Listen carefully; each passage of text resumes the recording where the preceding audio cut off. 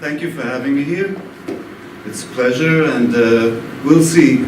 Basically, I will do my best to confuse you a bit, because, things are not that solid, and there's not a lot of consensus about many of the issues concerning medical use of cannabis.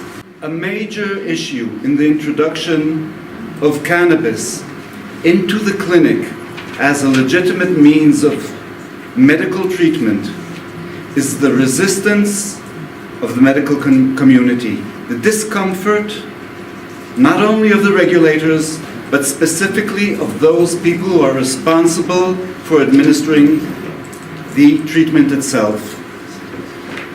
This is a very charged issue, and as far as I can tell, it really is the major issue at hand. There are places where the medical use of cannabis has become legitimate, and yet the doctors themselves are still uncomfortable with that. A good example is in Canada. Okay, I'm not representing, I have not surveyed all the doctors in Canada, but there are some issues which come to mind and are exemplified in the instance of a patient who came to me from Canada.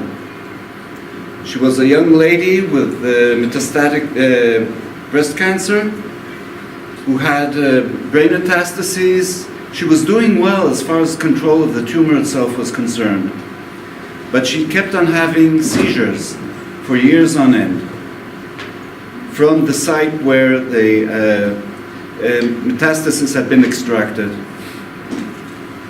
And she came to me with a permit from a Canadian doctor who told her that here's the permit, but he didn't know how to instruct her how to go ahead with it. Okay, how to proceed and make use of the cannabis to control the seizures, which is astounding, and it really makes one raise, wonder what is going on. One of the issues, of course, has to do with the preconceptions concerning the use of cannabis. Okay, so obviously it is stigmatized, and there's a lot of stress placed on those who are expected to administer the cannabis, both in terms of their own comfort. Many of the physicians feel that they are displaced, so to speak, out of their comfort zone when addressed with the matter of cannabis. I can tell you a fact from Israel that nowadays many of the doctors, even those who have patients who describe positive experience with the cannabis in controlling various symptoms, will tell their patients that they acknowledge the benefit of the cannabis, but they will not intervene, they will not make the effort, they will not take the step to go ahead and provide them with a permit. Okay, and why is that? Practically every patient who comes to my clinic presents me with that question sooner or later. What is the problem? Why don't they want to provide the cannabis? And it's a fact. We can start from that. I wonder if the same situation prevails here in Slovenia. I have had some discussions with other people from other countries, and it seems that is rather a universal problem in the Western Hemisphere. I don't know what's going elsewhere. In Singapore, it's a problem for sure. So how to overcome that obstacle? Well, I can tell you something from my personal experience.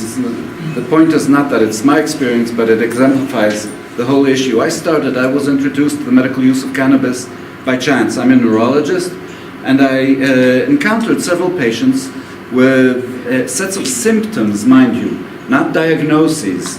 Now, there's a whole field of discussion. How are you going to authorize the use of cannabis? Are you going to focus on symptom control, or are you going to allow it only for specified indications, specified diagnoses?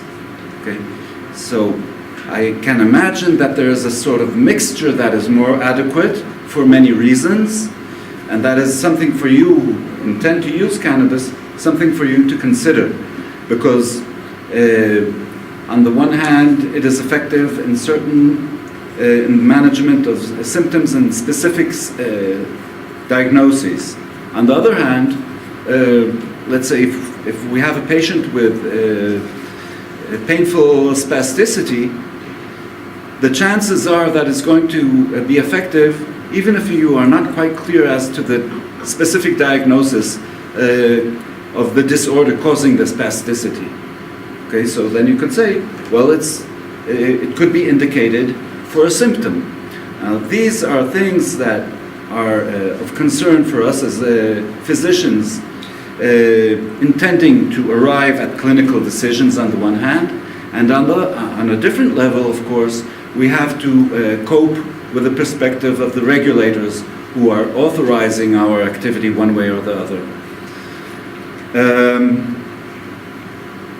Now, so the physicians have certain preconceptions, that is obvious. Generally, they always joke about it, and they have all these ridiculous jokes, you know, maybe you will give some to me, and even in formal courses, so-called educating the doctors about the medical use of cannabis, they'll put up a slide of an old lady, and they'll tell the stupid joke about a grandmother with cancer who got cannabis to treat her symptoms, and all of a sudden all of her grandchildren started to visit her frequently, okay? Suggesting that the benefit is for the children who are coming there and exploiting the presence of cannabis in her home.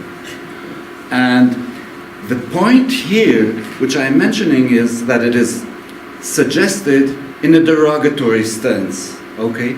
It is viewed as something that does not pay much respect to the patients who are using it, or to the notion of using it for medical purposes. And to that I could add, of course, that one of the most effective ways of really bringing benefit to an old lady with cancer is to have her grandchildren visit her no matter what the reason. And that is a serious remark. Okay. So there's a question here between a very tightly defined scientific approach to the use of cannabis, and there is a broader clinical approach whereby the standard for determining whether to use cannabis or not and in what manner is derived from direct observation of the impact of the addition of cannabis to the assortment of medical interventions he's receiving. Okay? One of the interesting things about cannabis, and everybody has talked so much about the complexity. One of the things, there's so many things. One thing is outstanding, of course. We are so complex. There are so many modes of intervening on so many levels. Cannabis has effects on the molecular level, on the cellular level, on the level of the organ, on the relationships between activities. Okay, let's say the whole HPA axis regulating and all kinds of phenomena associated with stress, and on the organism itself. Okay, so there are so many levels. It's so complex. Now let's take something simpler. Let's take an old car with it's stuck in the snow, and you attach a hook. Now, if you attach it the wrong place, you will simply pull off the front fender, right? But if you attach it where there's a metal loop and you take it, you will be able to drag it out of the snow. So that is a strategic point of intervention. And it appears that cannabis,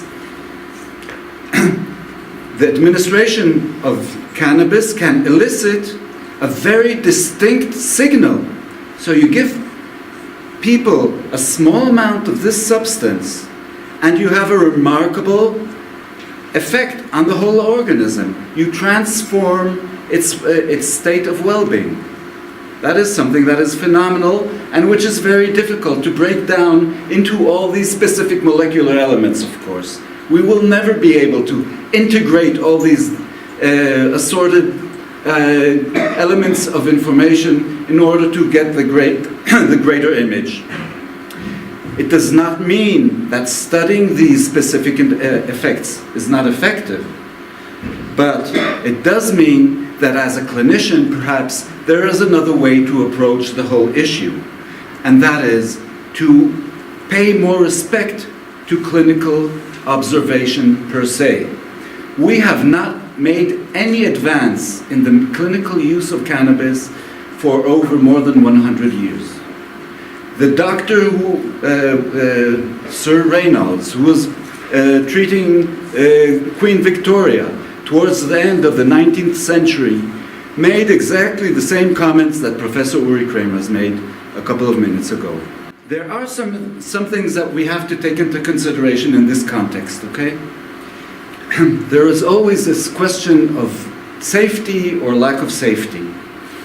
And actually my workshop was, well, how to introduce cannabis to the patients. So this is one of the first issues that arise in the encounter, okay? And that is why I'm without anything behind me, because when I have patients in my clinic, I don't present them with PowerPoint presentations, of course. I simply discuss the matters with them. There are different situations, of course. There are patients who have experience with cannabis. There are many who do not. There are many patients who have relatives accompanying with them. Some of them come along with suggestions and questions. The interaction between the physician and the patient and his entourage, the family and friends or whoever comes along, is critical, of course. And it's same as in any other field. We simply have to act as clinicians who have a sufficient degree of empathy, of understanding, of collaboration, of understanding that we are actually on the same side with the patient and not struggling for control and trying to determine whether cannabis is under my control or not. Because as it happens nowadays in Israel, in many cases, that is what happens, and there is a lot of tension between the physicians and the doctor. And I can imagine it happens elsewhere as well, because people who are under severe medical stress, suffering from various symptoms, occasionally even with previous experience, using cannabis to alleviate their symptoms, and they come to a doctor and the doctor denies any knowledge of efficacy or any scientific basis for their claims. Obviously that is a situation which will give rise to a lot of tension and aggravation and negative results. In any case, when I have patients, even if I'm receiving them between one and another and I don't have any time at all, there are certain things that I insist on presenting and informing them. One is that cannabis indeed is safe. It is safe. And people can go around and say there are all kinds of situations where there are side effects. When we are talking about safety as physicians, actually we have to say, just a moment, we're not talking in absolute terms.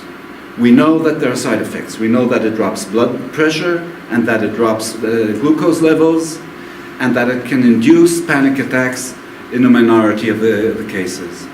This is something that we all know and acknowledge, and we inform the patients. However, if we go beyond that, then essentially we know that even administering doses 10 or even 100 more than the recommended dose will not result in irreversible damage. And indeed there are reports of people who have been exposed to such high doses and they were even assumed to be in a coma, but within 24 hours they walked out of the hospital as they, in the same physical situation they were in prior to receiving that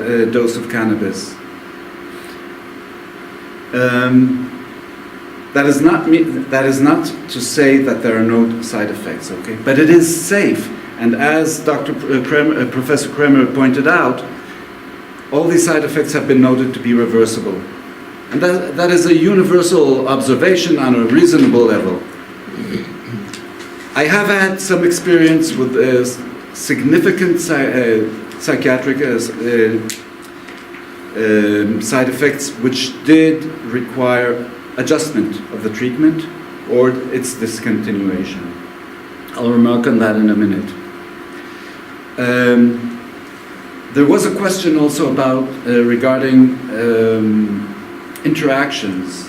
And one of the interactions which is out there, anybody who knows something about neurophysiology or in any field of neurological medicine will open his eyes and say, well, how come aren't we made aware of it? It is known that the cannabinoids, or several of them, do have an impact on the monoamine oxidase activity.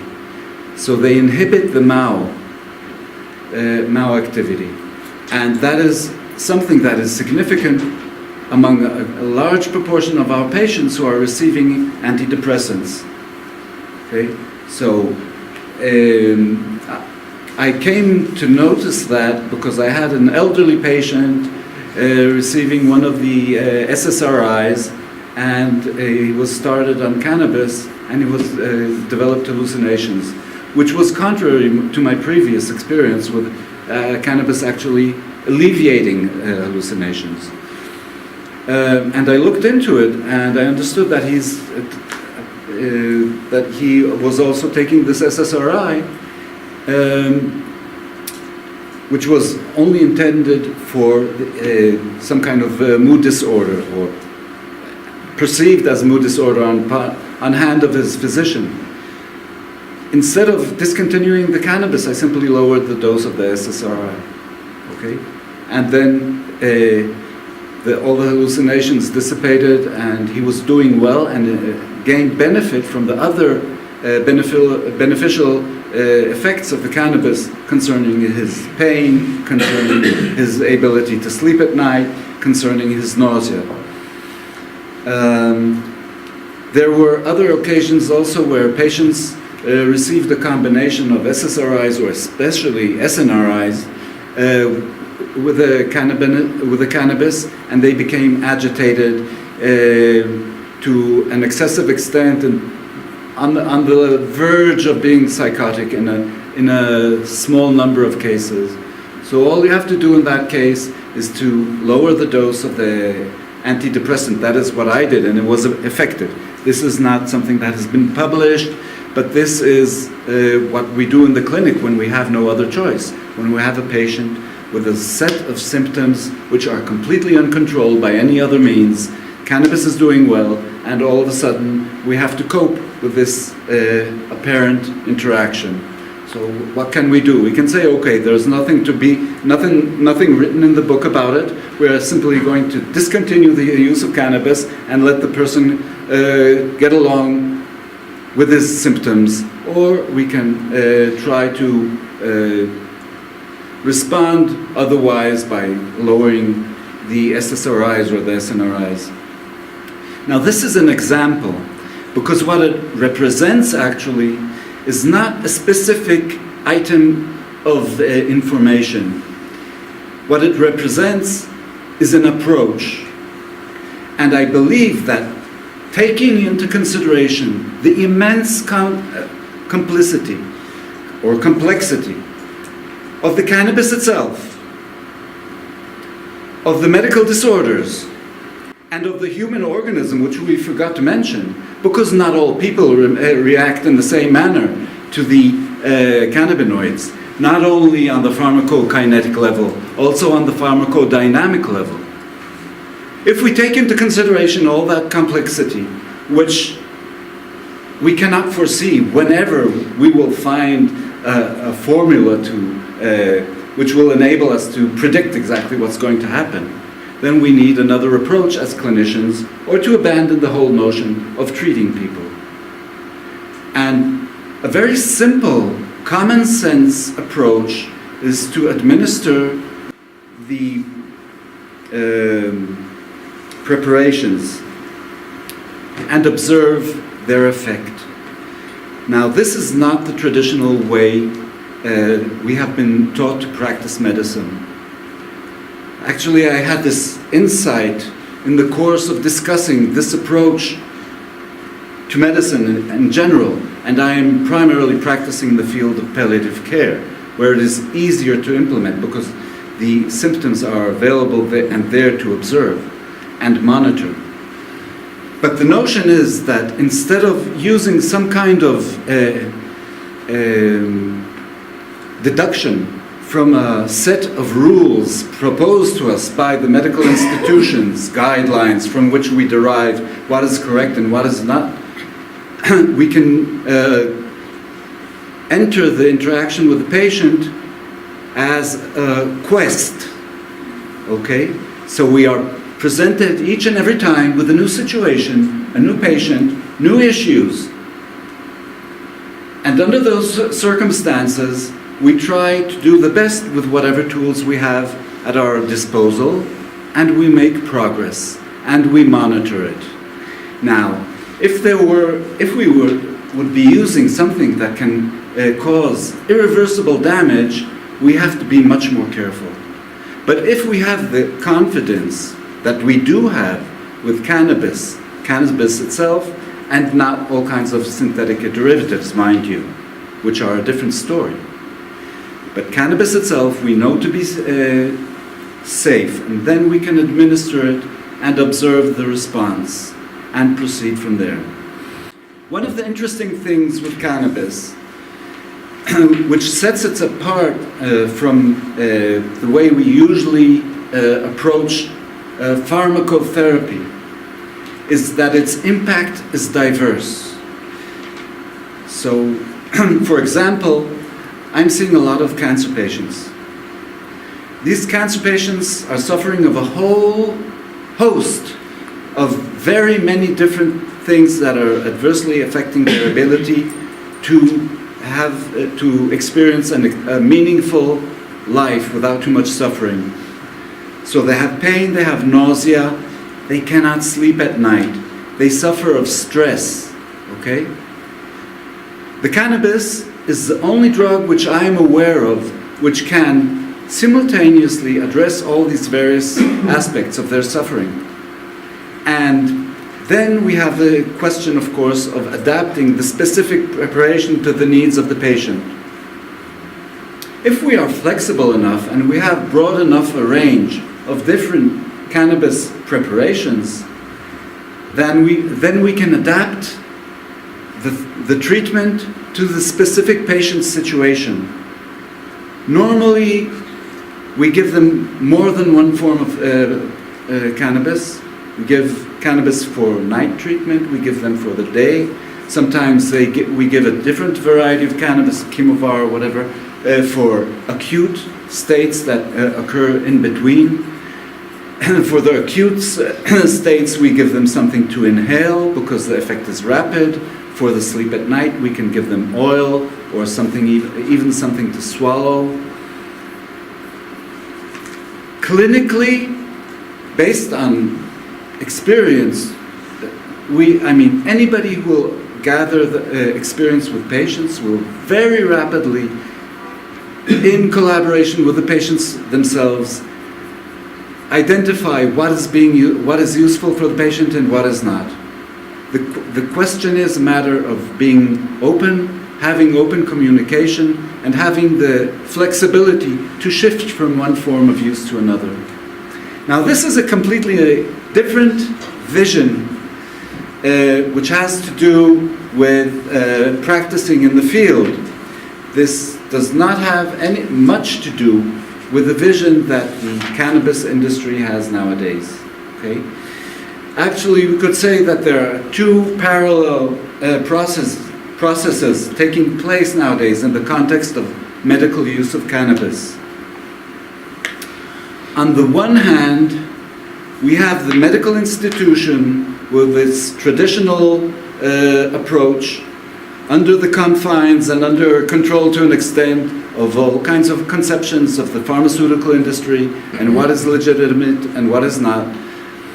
And what they are trying to do is to educate the cannabis, so to speak. They're going to bring it into the limits of what is acceptable to medicine nowadays. At the same time, there is an expansion or a potential for expansion of current medical practice to encompass other forms of treating people in the clinic without some of these strict rules, while still maintaining a strict commitment to the well-being of the patients. So we will be able to give more varieties of the patient, we will be able to give the doctors more leeway to make a choice what to give and what not to give along the course. When we are working in the clinic, we are not implementing something with foresight, saying this is what I'm giving you and this is what's going to happen. Okay? Each and every case actually as a new experience, and we provide it together with a patient and who tests it on himself, and together each one with his own professional or personal perspective arrive at the conclusion if it is doing better for him or worse. And from there we can work on and improve the situation more. And for a fact, this is an approach which is clinically effective. The problem is to give it the form which will be acceptable to the institutions who are actually putting us in the position as physicians to provide health to the population. Do you have any questions? I have a question. If it makes any sense to you, and if this is something that you can implement some way or the other. Yeah, thank you very much for excellent presentation. The way I understood it was that you suggest that for all this complexity we should pay more attention to clinical observation. Of course, definitely. As medical doctors, we all follow evidence-based medicine. And originally, evidence-based medicine was always not meant only to follow the data, which are not clear. They had many determinants, this data. So originally it was about the data, and then it was about clinicians' experience. This is what you emphasize, that how important it is to observe. And the third, you also mentioned the open communication, and you meant this dialogue with patients, and we should respect patients' need and their concerns and even their ideology. This was originally meant by evidence-based medicine, but nowadays, especially in the field of use of cannabis and cannabinoids in medical field, mostly the profession and the policymakers are thinking about data. You know, they always say we want more data, and they don't respect clinical experiences and even patients' demands and needs in this. And during my work, I found out there is even the fourth dimension, and this is the context. And just a few days ago, I got this neuroscience news report, and there is research from Columbia University, and the name of the research, the article, is cannabis use disorder more prevalent in conservative states. It was a big study made in the United States, and they were comparing the states with which has medical cannabis legalized and states which were conservative without this legalization. And they found out that use disorder, this is something biological, this is something that has a substance, clear... Or sociological, it's hard to tell. Cannabis is more prevalent in conservative states. So I said, why don't we hypothesize that cannabis treatment is more effective in liberal states? So what I want to say that we have these many nice dimensions within the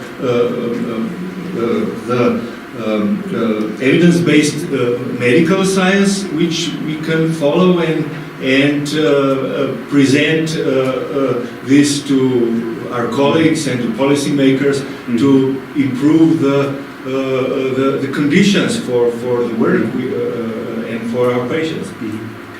I would say two things. First of all, there is a common misinterpretation of evidence-based medicine, which is based on, well, our being so concerned with defensive medicine and litigation and all sorts of problems from that aspect. Even in the original classic on evidence-based medicine from 1996, the name of the first author escapes my mind at this moment. It starts with a B. In any case, it was emphasized there that the data that is accumulated from rigorous clinical trials is only an aid to the judgment of the clinician in field, and it can never take its place. And in fact, even today, even when we have rigorous trials and a lot of solid information on treatment of various conditions, and there are well-defined clinical guidelines based on Cochrane database and whatnot, there is always in the summary a remark that the guidelines are only to serve to guide the decision of the clinician, who has to ultimately arrive at a decision of his own based on the specific nature of the situation he is dealing with. Okay? But there's a misinterpretation, and everybody says only looks at the presence availability of data from the clinical trials.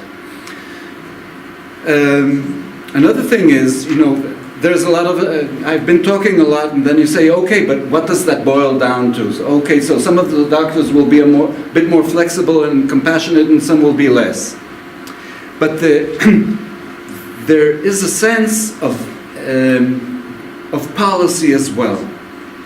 We need empowerment, and we have to delineate where the limits are between the formal structures authorizing the administration of medical health and the interface with the patient. And as I see it, the physicians need more autonomy, they need more empowerment from the authorities so that they can actually practice on their own. Otherwise, what happens is that the physicians, in many cases and in many different contexts, not only in the context of cannabis medicine, are not implementing medicine as they would have done if it was up to them alone. And they are simply tools, puppets of a bureaucratic machinery which is dictating their medical decisions. And they need more independence. Now, this is a plea, I don't know, but I think it is an observation, because what happens with cannabis is that the doctors are afraid to use it. They are afraid to use it, and they say, well, no, I will not give it. So, first and foremost comes the confidence. I will give it to the patient, it is safe, I will follow up the patient, and I will see what happens. As we accumulate more and more knowledge, if we accumulate that knowledge systematically, clinical observations can also be recorded, no doubt. And we can collect those clinical observations if the physicians feel comfortable administering the cannabis and collecting the information. And then that can be organized, and then we can provide Professor Meiri with better information from which we can arrive at better solutions for various situations, break down do things a bit more intelligently. But for a start, obviously, the way is, there's this story about how many phone calls do you have to make in order to arrive at the telephone number of the president in the White House. Because it's an exponential process. And the same is when you're using cannabis. Okay? To arrive at the effective species, chemovar, at this point, to identify the appropriate treatment, it is much easier to give a patient one species for the morning, one species for the night, follow up 3 days after, and within a week, you will have something that is effective for that patient.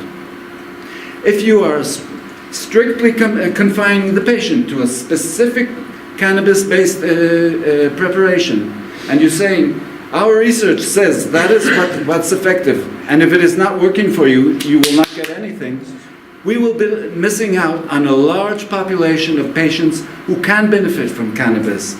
And we will be spending much more time trying to identify some kind of effective treatment. In Slovenia, there's a huge gap with physicians, with education, with having even the basic information about cannabis and cannabinoids, because no one taught them in medical school, and later it's up to them if they take the time and go deeper into the subject. Mm-hmm. How is it in Israel? Is there something already systematically how physicians would be educated or at least know, because in Slovenia patients are, they don't dare to speak to medical doctors about this because there's still this huge prejudice about it. Yeah, well, I think there are two aspects to that question. One is the emphasis on the gap in knowledge.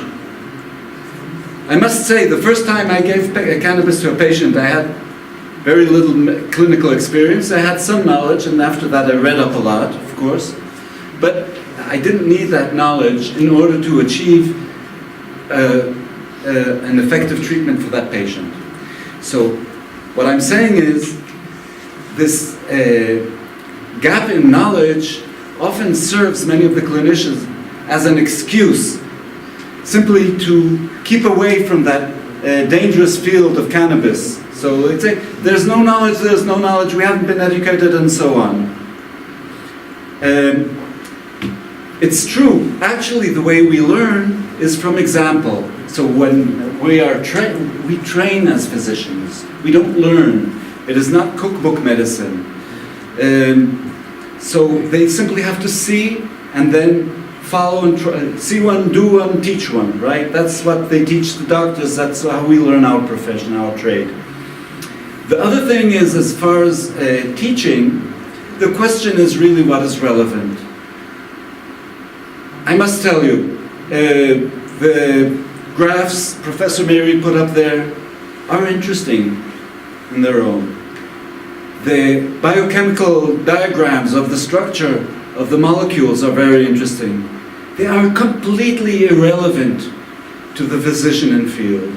If I give someone, a patient, a prescription, the most important thing is that I don't write like a traditional doctor and write down the prescription so that the pharmacist can understand what was written. But the structure of the molecule on that level of action is completely irrelevant. And when the doctors are complaining about lack of education, they're complaining about knowing or not knowing if it's passing through here or passing through there. There are a number of fundamental facts, of course. So you know that cannabis can be taken by inhalation, you know that it can be swallowed, you know that it can be administered transmucosally. You could imagine after 30 seconds of consideration that if you swallow it, it'll be absorbed a bit, it'll take more time to be absorbed than if it's inhaled, okay? And if you talk to the patient, then he will tell you, wow, you know, actually in Israel we have a system of so-called educating. The first time a patient in Israel is provided with cannabis, he goes and receives instruction in the use of cannabis. And this is, of course, the result of the initiative of whom? Of the regulatory authorities? No way. Of the doctors? No way. This is a result of the initiative of those so-called untrained people who were there administering the people, the cannabis to the patients, the so-called bud tenders or whatever. Okay, they are usually people who have their own experience with cannabis, and they bring this old 75-year-old grandfather with cancer and have him take a seat and explain to him that maybe he'll feel a little like this and a little like that, but it's okay, they're together with him, next to him, and have him take a puff and give him something sweet to drink, and he gets along, and after he has that initial experience, they know to go a little like this or a little like that. That also has to do with one of the questions which was raised before. Is it possible that, you have that habit of taking the same cannabis all the time? Sometimes it has one effect and sometimes it has the other. Well, let's say, which is quite, I doubt it, but let's say that the cannabis is completely uniform and every time you get the same cannabis. Most chances are that you got something completely different in terms of the content of the effective molecules.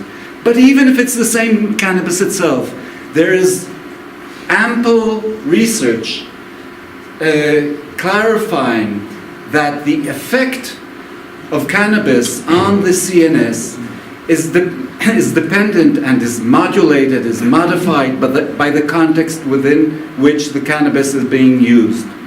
Now, we don't have to be geniuses. Everybody here probably had some kind of alcoholic beverage sometime along his life, his career. And you know that the same drink, same amount, same concentration of alcohol, under certain circumstances can have a wonderful effect, and under other circumstances will have a devastating effect. So these are things which are context dependent. Our CNS is constantly modulated by all its input, not just by its chemical and genetic makeup. Okay, the fact that I am here standing in front of all of you in a room of such this temperature or the other, that I'm speaking in a language which is not my mother tongue, etc., etc., all modify the way my CNS will function, and it will react differently to the same intervention. I have a question which it's related to this. When you have cancer, then the effect of cannabinoids, let's say, are basically known as a mechanism, basically. And this does not affect on my mood or on my, I have cancer, and cancer cells will then respond, probably, depending on the type of cancer, context of the cancer. And if you would know genetics of the cancer and of the patients, then you can predict the response that would fit into this setup of genetics, pharmacology of the same patients.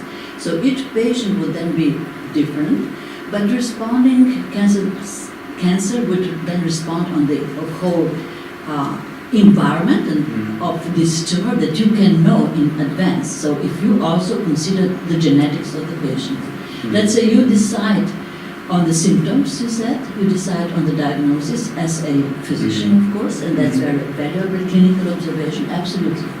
But if you would know genetic background of the patients, or let's say I'm talking about tumors only, not any other effect of cannabinoids, which is complex, would you think that that would help you to predict how the patient would react, having all the genes known and all the information on, of course, different patients?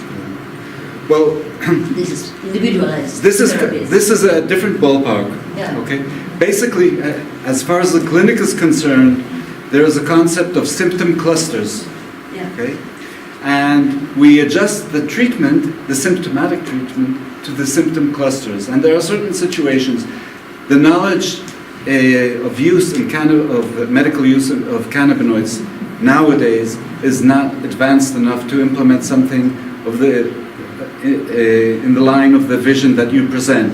So I know, for example, that patients with thyroid cancer who are being provided with high doses of the thyroid hormone replacement are suffering from a certain set of symptoms such as rigidity, agitation, diarrhea, etc., etc. And I know that certain species, chemovirus of cannabis will aid them, okay? So I can associate a certain treatment to a certain disease, but that is not what you mean. So as far as treating the cancer itself, that is a completely different issue, because here we are considering the use of cannabis for an objective which we cannot titrate according to response. We can nowadays, to a certain extent, in certain diseases, because some of the diseases have markers that we can monitor. So we have I don't know, various biochemical markers for pancreatic cancer or cancer, ovary cancer, etc., etc. And we can already, after a few treatments, get some kind of notion whether we are actually impacting the process of the disease. But beyond that, to accumulate, to implement a different form of knowledge, where we do need much more of the scientific-based knowledge, at this point we are not there. I think that one of the advantages of the symptomatic benefits that we have from cannabis is that it makes it legitimate for us in many conditions to provide patients with cancer, suffering from cancer, with cannabis to treat their symptoms. Alongside that, we can derive all this other information, because we can study what impact this cannabis has on the tumor in vivo, because we are treating everything. We are modifying the microenvironment of the tumor as well. I can give you another example, for example, which suggests that this is effective. Nowadays, everybody's talking about checkpoint inhibitors in cancer. This is a family of drugs which modifies the interaction between cells of the so-called immune system, which is actually a housekeeping system, right? We have cells which clean up our body and take away all the bad parts and repair, etc., etc. They also attack, one branch of this system also attacks bacteria or helps control viral infections and so on. But it's much more, has much broader effect. It actually helps us with the housekeeping of our body. So this immune system sometimes is evaded by the tumor, by the cancer. The cancer sort of presents a false passport. You know, the cell from the immune system comes and checks this cancer cell and says, "Show me your passport," and he gives them a counterfeit, a false passport, and he says, "Okay," and lets him pass through. And these modern drugs have developed a way to identify some of these counterfeits. So the cancer cell says, "Here I have a driver's license or a passport," and the immune system, the cell from the immune system says, "Oh, you know, that was a nice try, but I know that you are a bad cancer cell," and it will kill him. So there are these new drugs nowadays which have enabled us to really make a step ahead. We are just studying this as this novel medical care in several forms of cancer. Now, as has been noted there, the cannabinoids repress some of the activity of the cancer of the immune system cells. They are less aggressive. Okay? So people who are treating with these modern drugs say, "Don't give cannabis because we want the immune system to be more aggressive against the cancer." And now we have experience with several patients who have been taking high concentrations of cannabis together with these checkpoint inhibitors, and astoundingly, the responses are very, very good, more than expected. So this is something that also already gives you the idea that maybe it is also affecting the environment, the immune environment and so on, and not just affecting the cells themselves specifically. But that is just a digression. I understand that I've gone way beyond my time. Thank you very much. If you want to ask me something or anything else, you can approach me later on and we can talk.